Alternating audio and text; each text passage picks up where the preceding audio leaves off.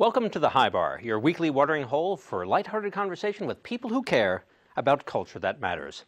I'm Warren Etheridge, your host and barkeep. I promise never to cut anyone off while encouraging all to think responsibly. Join me and my guest today, Monica Guzman, the Director of Editorial Outreach for Intersect and one of the founders of the Seattle PI's big blog, as we raise a toast and raise the bar for new media journalism.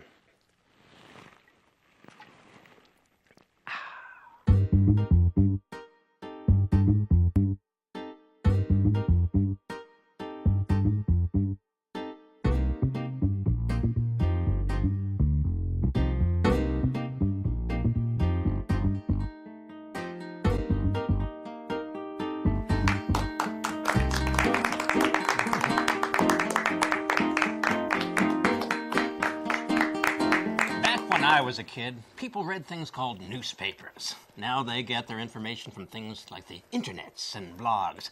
Actually, to be serious, we have somebody who has been on the cutting edge of the new media movement for quite a while. Please welcome Monica Guzman. Hey. Hey, how's it going? All right, how are you? I'm great. Now, should I even call you a journalist? Some would argue, are you a journalist? Well, right now I work for a startup, a company called Intersect. Right. And it's a storytelling site with some pretty interesting features, and we're hoping that journalists can make some use of it. So I kind of think of myself as working in the service of journalism, although I'm not technically strictly reporting right now. Okay. But you started, I mean, you really are very, very important in Seattle's journalism movement because you helped really establish the big blog. Yeah, that was really fun. It started as an experiment, and this is a blog over at seattlepi.com. It's still going. A reporter named Amy Rolfe has taken it up, and she's fantastic. And it started as, back in 2007, they asked me to try to get inventive, try to get more personal, try to bring a little more kind of youthful energy and conversationalism to the Seattle PI. And so we just kind of did it as we went and tried to figure out what worked and what didn't, and there were a lot of interesting lessons. But what I really fell in love with as I was doing the big blog is how much news really is about a conversation with your readers, and how the internet and all these tools that are swirling about can really help you establish that connection and even make the journalism better as you're writing it, as you're reporting it, immediately after. You know, you go to sleep as a reporter and people are talking about your story. You wake up, you see comments, you know where to go next. It's just this swirling conversation, and I think it's just improved, vastly the way media works. It's improved it vastly. Has it improved journalism vastly? I think so. Really? I think there's a lot of really valid concern about when things can move so quickly, and ideas and opinions and errors, what happens to journalism? And when you begin to turn to something like Twitter for breaking news, because it is such an incredible platform for really instant things, how do you know who to trust? And I think those are really valid things, but I think there's actually things in the works that can help readers get through that. So I still think overall it's a great thing to have so much connection going on and so much conversation. Well, how do you know who to trust? Because, I mean, part of the thing is that doing the work that you did do there, you were really an aggregator more than a reporter to some extent. You're getting news from other places. How do you know who to trust? It was a combination. We did do, sometimes it was half and half, sometimes it was kind of 30-70 or what have you. But I think it comes from knowing the space and from kind of going and engaging with new voices. And so it does take time. And I think that the main concern people have is, I used to get a newspaper on my doorstep, and I knew to trust that name, and that name had been trusted for decades, and there was no question. And now there's all these new voices, so even though new voices are fresh, well, gosh, who does the work? And I think what's happening is that the people who are willing to engage, are willing to try out and kind of survey what's out there, are doing the work for everybody else by kind of voting with their clicks. You can tell a lot of the times when you land on a site and, if it's a blog, for example, and you see whether it has comments, you see the tone of its journalism, you see where it's linking and who's linking to it, and you can get a real taste of whether it's credible. So I think it's got a lot to do with that. And if it's not credible, it's going to reflect in its readership. It's going to reflect in the responses people have to it. So for me, it was just a matter of, going out, engaging with those new voices. And it didn't take that long to figure out who was really worth paying attention to. But now, couldn't you have, just for the sake of argument, couldn't you have a site that is getting a lot of responses and a lot of positive response, and does that prove that it's credible or just that it's popular? Well, yeah, that's a good point. I think it depends on the quality of the response and what are the questions being asked. A lot of people watch Fox News. Right, but that doesn't exactly. necessarily mean it's Exactly. I mean, there's credible journalism. Yeah, there's the advocacy side, and blogs are really well known for that too. There's a lot of blogs that just focus on a perspective, and they tackle an issue through that perspective. But that's not bad necessarily. It may be bad in a case where you maybe you need a balanced view, but you're only chasing the things that you already believe. And there's definitely a lot of talk about whether that's good, and how can we make sure people are still getting a mix of views. But I think in general, just the internet, there's just so many voices and there's so much accessibility to it. It's not just about whatever's being published in your town. You can access things anywhere. I just think that's powerful. But isn't there's something, I mean, it just seems like the journalism is a business of words, and so we can talk about semantics, I think. Yeah. I mean, the concept of journalism at some point was that it was impartial, that it was unbiased reporting of fact. But I feel like, is there still a place for that? Oh, yeah, I think so. I think absolutely. But I think that people are also looking for a journalism that speaks to them a little more, that has a human voice. And I do think it's possible to have a human voice and have a personality and not be so biased as to be divisive, as to tell your audience, clearly, if you don't agree with me on this, you shouldn't be reading me. I think there is a way to have humanity in journalism, and I think that the internet's making that, it's encouraging that in a really good way, where I think journalism used to be so careful that it was just too distant, I think sometimes. And where you see that, I think the most is in the hyperlocal space. So all these neighborhood blogs popping up, I think that's where you see people rising up who want to tell the stories of their neighborhood because they love their neighborhood. And they have this amazing kind of accountability and connection to that neighborhood. The stakes are so much higher. They don't work in a place where there's a security guard on the first floor checking IDs and they're up on the fifth. They work, they work in spaces where people can go up to them and tell them exactly what they think about their coverage. So I think there's a lot of these new voices are actually exploring really valuable areas of accountability. And again, they're connecting with their neighborhoods. I think when you love the thing you're writing about, when you can share a love with your readers, where you're cheering for a community, that can be great journalism.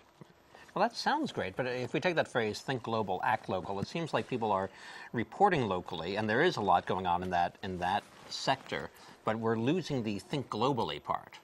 I mean, I can't remember the last I can't even watch the news and get any sense of what's going on in the world, really. I get a sense of what's going on within my 10 square block radius. Oh, really? Yeah. You're talking about TV news or online news? I'm talking all news. Like even on SeattlePI.com, I feel like it's really hard to get to the international news. Oh, but I've got the local stuff covered really well. Yeah, I think that may be part of how, because another thing the internet does is it allows all these news outlets and voices to be really specific and pick their niches. So, if a city website is trying to serve its city and trying to really bring its market in, they might know that people will go to other sources for national news. So it does kind of scatter a lot of the things that used to be in one place. Does allowing for the niches, though, allow people to become so sort of focused that they forget about the bigger picture? I think it depends on the reader. I mean, it's definitely a concern. And yeah, and I'm sure we all, I know of people who seem to only watch, one or follow or read one particular news source with one particular opinion. And, and I guess the debate is out as to whether the sum total of that, if you spread it throughout society, is good or bad. But, it's the kind of thing that, to me, it's still better to have this just unfettered quantity of voices and to have people all have access to them than to go back to a time when you're so limited that you can't even access those other perspectives or can't even access the wealth of voices that are out there. Okay. Where do you get your news? Oh, that's a good question. Well, now that I'm not, a reporter at the PI, back then it was just, I was the first one to tell all my friends everything that was going on. And in the last couple months since I've worked at Intersect, some of the tables have started to turn a little bit. But I get my news, I would say, largely from the internet. I'm actually I'm on Twitter and Facebook all the time. All the time. So I'm what some people call the kind of networked news consumer. So I've established these like networks and filters on these social media platforms, and then I just kind of look. I've got a couple of lists of people that I follow on Twitter, and and if I see something that somebody in there is saying, whoa, this happened, I'm probably more likely to learn the news that way than I am by actually intentionally going to any news website. So, and I know I'm not alone. There's a lot of people who have moved to that kind of model of news consumption. But it's an interesting thing, because I used to get the New York Times, and I used to read it sort of cover to cover, and not that I was interested in everything equally, but I felt sort of like, oh, it's my responsibility, I'll read the paper, and I get a little bit of everything that way. Yeah. But it's really hard to do now. I mean, you have to go, because there are so many niche sources, you have to go to multiple sources to actually have that experience, don't you?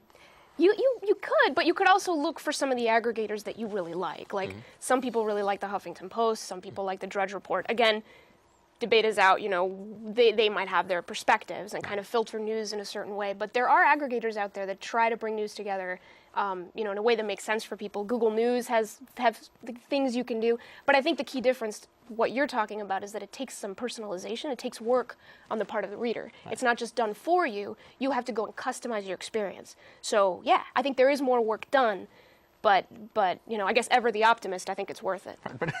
But my jaded point of view, Americans are fairly lazy people, aren't they? I find it hard to believe that somebody's actually, I need to know what's going on in Pakistan. Let me get off the West Seattle blog for a second. Yeah. Well, but on the other hand, you could use that same observation for kind of the opposite point, because, Twitter, for example, 140 characters takes no time to read. At all, right? So if somebody has condensed a headline or a bit of news to that much, and you have it on a stream and you're doing other things and you see it, that's actually a really, really, really easy way to get the news. Right. So it depends on how you look at it, or it depends on how kind of connected you are to the world. It's not necessarily harder. Okay, but you're still counting on people being attuned Engaged. enough, engaged enough, Yeah. and actually proactive enough to see that link. I mean, you could talk about how, Shiites and Sunnis and Kurds and stuff, but you can't do that in 140 characters. Right, but hasn't that always been the case? I mean, nobody forces anyone to subscribe to a newspaper or read it. They should. Well, and I'll bet a lot of people, actually we know this, a lot of people who subscribe to newspapers do it for the comics or, the sports sections, may completely skip over the important stuff in the national and international sections. So, in a way, what we have now too is this era where we can actually track what people are reading and watching a lot more than we used to when it came to newspapers. Newspapers used to just kind of guess. They were like, well, sales are good. Maybe it's because of what we had on the cover. We don't know. We don't know really what stories they were reading. And now that newspapers are online, they've got that kind of cold, hard reality being thrown at them. These are the articles people read. And the cynic might say they're all about Britney Spears. That's not quite true. But there are some interesting... Some are about Lady Gaga, too. Exactly. And her meat dress, which was interesting. So do you think there's any responsibility, is anybody responsible for actually doing something with the news and prioritizing the news for us? Because we do have a fascination with crap. Yeah, that's interesting. I think in the pre-internet world, the idea was that editorial boards, the editors of newspapers, they're the ones responsible for packaging the news for their communities, their cities or towns, sending it out. And now in the internet age, I think the idea coming in is that readers are responsible. That you got to customize your experience, but you have all these options, and isn't that great? But it's interesting because once you say that, well, people are responsible, then people kind of get concerned. Well, they're like, well, what if they don't take up that responsibility?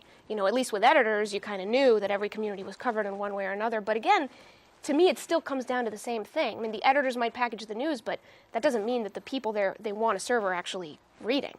So, but it does put that responsibility on people. Where should it be? I mean, I think ideally you want to just keep encouraging savviness. Keep encouraging people to engage in their news. And I think a lot of these new tools that make conversations so easy and that include social networks as well as information networks really help, because they're kind of blending those two worlds. So where a college student who otherwise might not care about the news is on Facebook and he cares about his friends, he'll see news articles pop up on his friends' feeds where if he were just looking at a social network, he wouldn't see it. So that's, it's kind of an interesting perspective to look at it.